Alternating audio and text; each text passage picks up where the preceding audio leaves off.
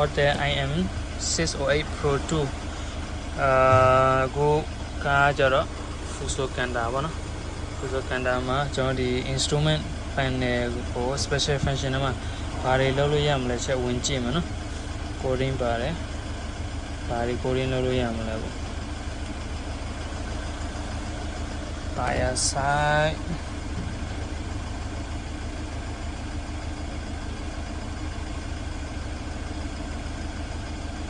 Returning activate share consumption display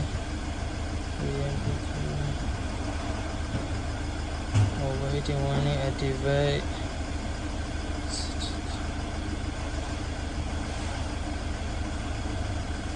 vehicle speed warning set speed 300 km airbag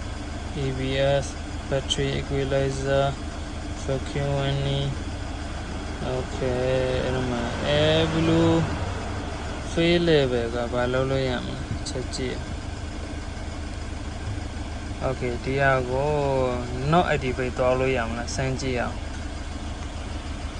နော်ဘာသာဒီကောင်က air blue level sensor ပြဿနာတက်ထားတော့ sensor ကလဲရင်လဲ air blue တန့်လိုက်တိုင်းကြီးတစ်ခုလုံးကျွန်တော်လဲရမှာဆိုတော့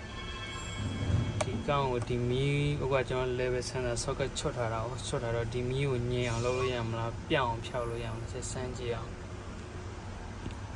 နော်ဟို activate တဲ့ကျွန်တော် not activate try ကြည့်အောင်နော် not activate ပြီးရင်ကျွန်တော် continue သွားကြည့်ရမလား coding သွားကြည့်ရမလားခဏနော်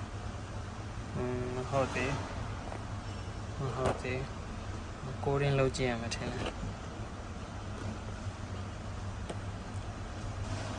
okay no activate coding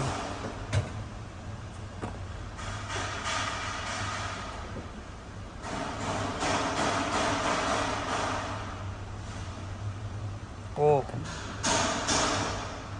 finish coding was complete successfully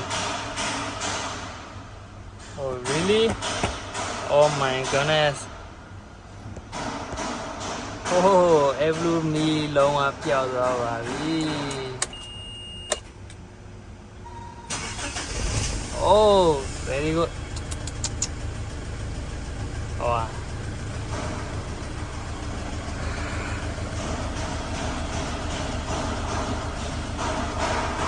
နော် every me လုံးဝမရှိတော့ဘူးနော်ဟောနော်ဒါကျွန်တော် order IM608 Pro 2 နဲ့ကျွန်တော်မှာ instrument cluster ကိုကျွန်တော်လိုတဲ့ဟာပေါ့နော်လိုတဲ့ဟာဆိုတာဘယ်လိုပြောရမလဲဒီမှာ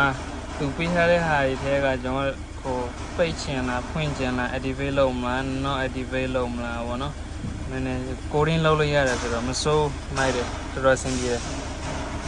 နော် order IM608 Pro 2နော်ဒီမှာနော်ခဏမီ every မီခေါင်းနေတာနော်အခု every မီလုံးဝပျောက်သွားပါပြီ